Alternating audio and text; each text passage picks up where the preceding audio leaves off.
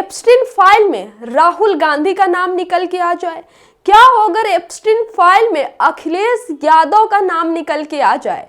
क्या होगा जब एप्स्टीन फाइल में किसी विरोधी दल के नेता का नाम निकल के आ जाए? नमस्कार दोस्तों, जब से एप्स्टीन फाइल में प्रधानमंत्री नरेंद्र मोदी का नाम निकल के सामने आया है, बीजेपी पुरजोर तरीके से इस नैरेटिव को डिफेंड करने में लगी है कि प्रधानमंत्री का एप्स्टीन से कोई लेना देना नहीं है, एप्स्टीन झूठ बोल रहा है और उसके बाद की कोई भी क्रेडिबिलिटी साबित नहीं होती है। विदेश मंत्रालय के प्रवक्ता रणधीर जायसवाल ने भी ये बात क्लियर कर दिया है कि जो लिंक प्रधानमंत्री और एप्स्टीन का बताया जा रहा है वो पूरी तरह से बेकार है, झूठ है, निराधार है। हाँ, प्रधानमंत्री का इजरायल दौरा 2017 में जरूर हुआ था, लेकिन एप्स्टीन से किसी भी तरह लिंक से विदेश मंत्रालय सीधा सीधा खारिज कर रहा है, इनकार कर रहा है। और इंटरेस्टिंग बात तो यह है दोस्तों कि हमारा मेन स्ट्रीम गोदी मीडिया भी इस खबर को बिल्कुल भी कवर नहीं कर रहा है।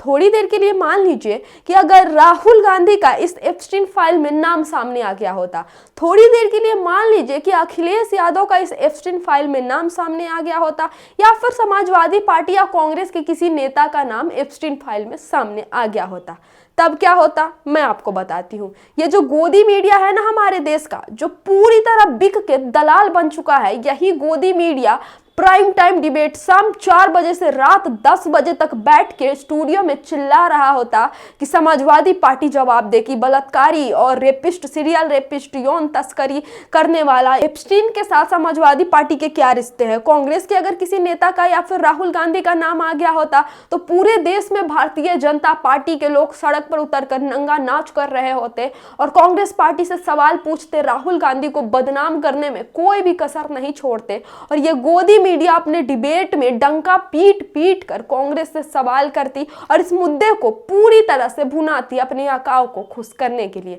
लेकिन वहीं अगर प्रधानमंत्री मोदी का नाम आया है तो आपको मैं बता दूं, कोई भी टीवी डिबेट इस मुद्दे पर देखने को नहीं मिलेगी। इवन भारत का जो मेन स्ट्रीम गोदी मीडिया जो है वो एक भी डिबेट प्रधानमंत्री के एप्स्टीन फाइल में नाम आने पर नहीं कर रहा है, एक भी खबर प्रधानमंत्री का एप्स्टीन फाइल में नाम आने पर नहीं चला रहा है, एक भी सवाल भारतीय जनता पार्टी के नेताओं और प्रवक्ताओं से नहीं किया जा रहा, एक भी शो एप्स्टीन फाइल और मोदी कनेक्शन के नाम पर होस्ट नहीं किया जा रहा।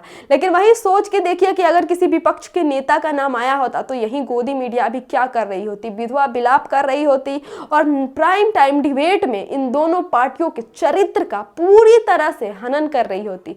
लेकिन जब अपने पॉपो का नाम आया है तो ये गोदी मीडिया एक शो तक नहीं कर पा रही, चर्चा तक नहीं कर पा रही। दोस्तों यही वजह है कि हमारे देश में लगातार लोकतंत्र कमजोर होता जा रहा है और जिस देश की मीडिया इस तरह से बिकाऊ और एक तरफा हो गई हो, उस देश की मीडिया से आप क्या ही उम्मीद लगा के रखेंगे कि ये जनता के मुद्दे उठाएगी, ये सत्ता से कड़े सवाल करेगी, ये सत्ता से कठोर सवाल करेगी? बिल्कुल नहीं। ये मीडिया इतना रीढ़ विहीन हो चुका है दोस्तों, इसका स्तर इतना ज्यादा गिर चुका है कि इससे अब कोई उम्मीद भी रखना बेकार है कि ये अपने आकाओं से, सत्ता में बैठे सत्ताधीशों से कोई सवाल करे। खैर, एप्स्टीन फाइल और मोदी जी के ये जो लिंक सामने आया है इसको लेकर अब देश भर में चर्चा मचा हुआ है। आपको क्या लगता है, क्या वाकई एप्स्टीन का मोदी जी से कोई लिंक था, नहीं था? आपकी जो भी प्रतिक्रिया है हमें कमेंट बॉक्स में जरूर बताएं और देखते रहिए हमारा YouTube channel the diplomatic India. धन्यवाद।